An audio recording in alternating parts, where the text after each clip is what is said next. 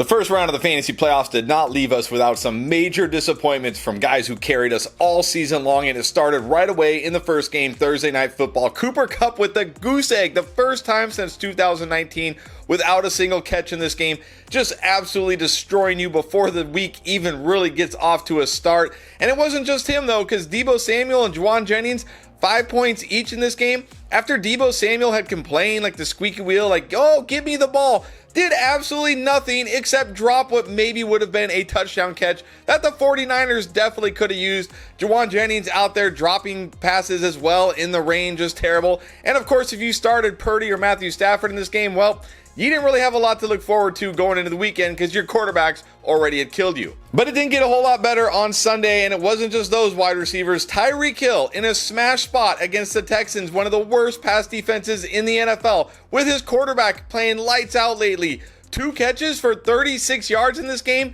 That is it. Even with Jalen Waddle, who also dropped a goose egg, a 0, after leaving early in this game with an injury. Even with Jalen Waddle out, did nothing in this game for you for fantasy. This has been one of the biggest busts of the year. I didn't put him on the top 10 biggest busts because he was kind of coming on, but I wish I had, because if you had drafted Tyreek Hill, absolutely one of the biggest busts and probably just ended your season in week 15.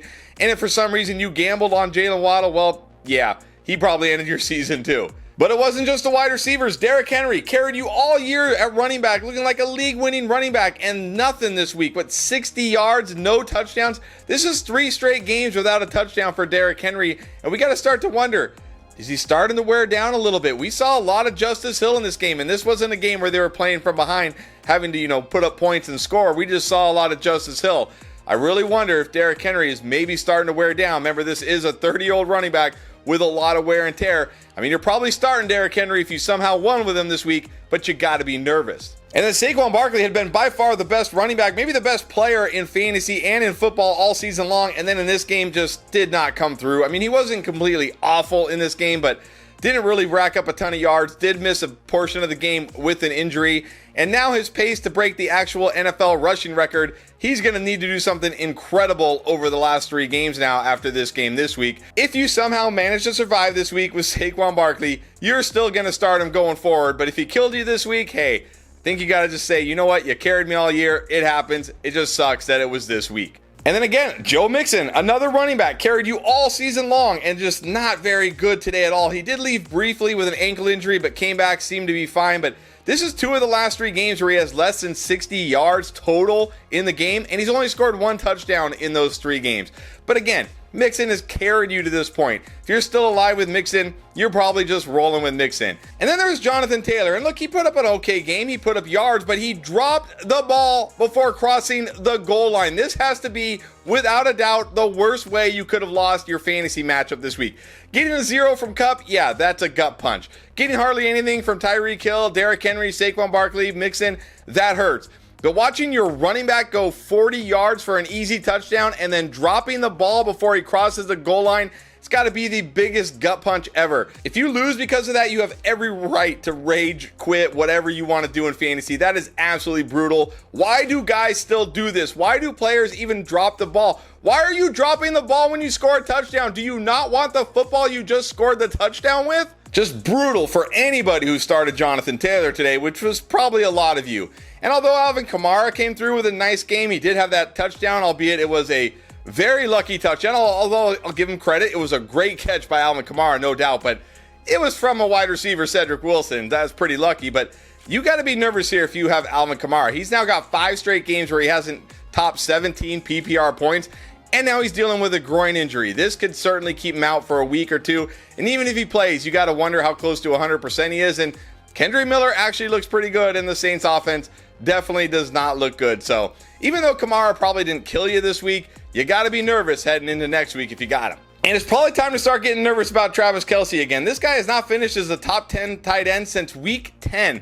Only 4 catches for 27 yards today. Noah Gray, the backup tight end, once again scoring a touchdown, outproducing Travis Kelce. This is getting kind of annoying seeing Noah Gray outproduce Travis Kelce. I wouldn't say week after week, but he's done it multiple times this season, which is definitely annoying. And there's also got to be worried now about Patrick Mahomes dealing with that ankle injury. Is he 100%? Look, you're probably still starting Travis Kelce if you got him. You're not going to run out to the waiver wire and grab some streamer or anything. but you got to be nervous if you got Kelce, if you're still even alive. And in a game where the Lions running back should have had a huge game, David Montgomery did quite the opposite. 4 yards on 5 carries. That is tough to do, especially against the Bills' run defense that is as bad as this Bills' run defense.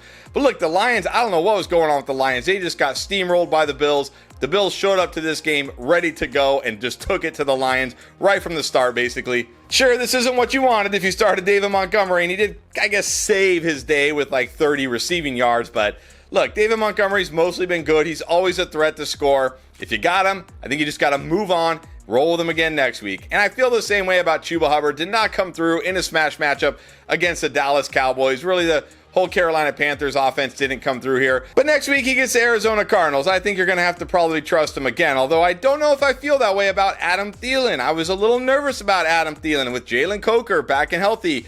I mentioned it. I did begrudgingly recommend Adam Thielen way more than I wish I would have. Of course, I definitely regret telling so many people to start Adam Thielen this week. We saw Jalen Coker have a huge touchdown in that game.